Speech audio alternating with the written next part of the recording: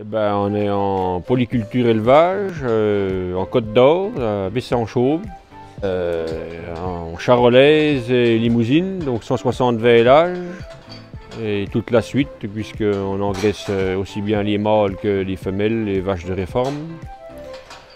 On est sur 600 hectares de SAU, donc 400 à peu près de prairies, et puis 200 pour les céréales, quoi. Donc le système avant était tout manuel, quoi. Les seaux, la brouette, on mettait la botte sur la brouette puis on distribuait nos plaquettes comme ça en face chaque bête. Donc voilà pourquoi on est passé en Kinan, quoi. Au départ on a eu un bol une année, un bol mélangeur donc. Et on était déçus parce qu'on ne mettait pas la quantité qu'on voulait pour distribuer pour 120 vaches, parce que sur la longueur du bâtiment il y a 120 vaches. Il fallait passer 2 fois. Ça foisonnait, on en mettait plein la cour. Et c'est du coup fait d'un copain qui avait acheté une Kinan qu'on était voir et puis qu'on s'est décidé d'acheter la Kinan. Avant on était dans des bâtiments plus serré, moins large, on ne pouvait pas passer avec une machine, c'était déjà juste avec la pailleuse. Donc c'était pour faciliter le travail. On a refait un bâtiment double, et c'est là qu'est venu l'achat de la mélangeuse.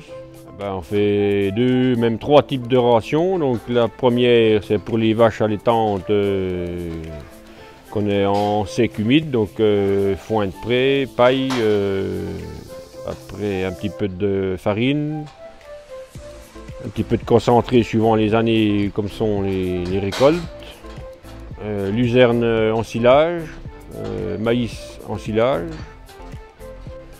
Donc la deuxième ration c'est pour l'engraissement. On en fait donc une humide l'hiver à partir d'octobre, quand on a rentré le maïs en silage.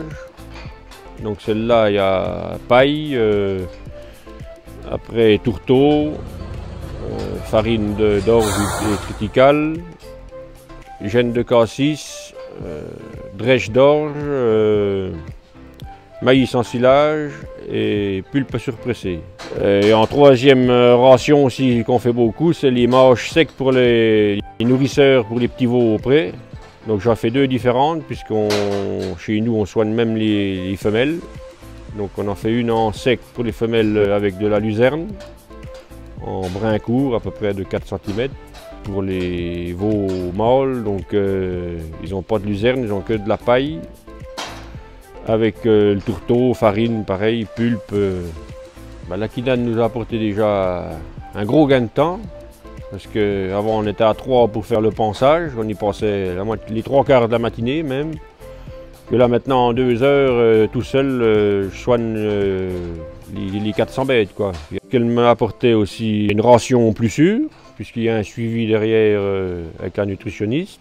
Du gain aussi point de vue achat tourteau. Comme le mâche sec au pré qu'on donnait, c'était un complet autour de 300 €. Et aujourd'hui, en faisant mon mâche à moi avec nos céréales, ça nous revient à 200, peut-être 200, 210 €, ça dépend des années. Et pour l'engraissement aussi, on a gagné cette année pas mal, parce qu'on a pu récupérer de la drèche, là, on a économisé, là, je vois par jour, 80 kg de tourteau par jour. Donc à 400 €, c'est quand même pas négligeable. Il nous a apporté aussi un mélange homogène, quoi. Et je peux mélanger mes bottes de foin, je vois s'il y a du foin moins bon, je mets une botte de bon, une botte de meilleur.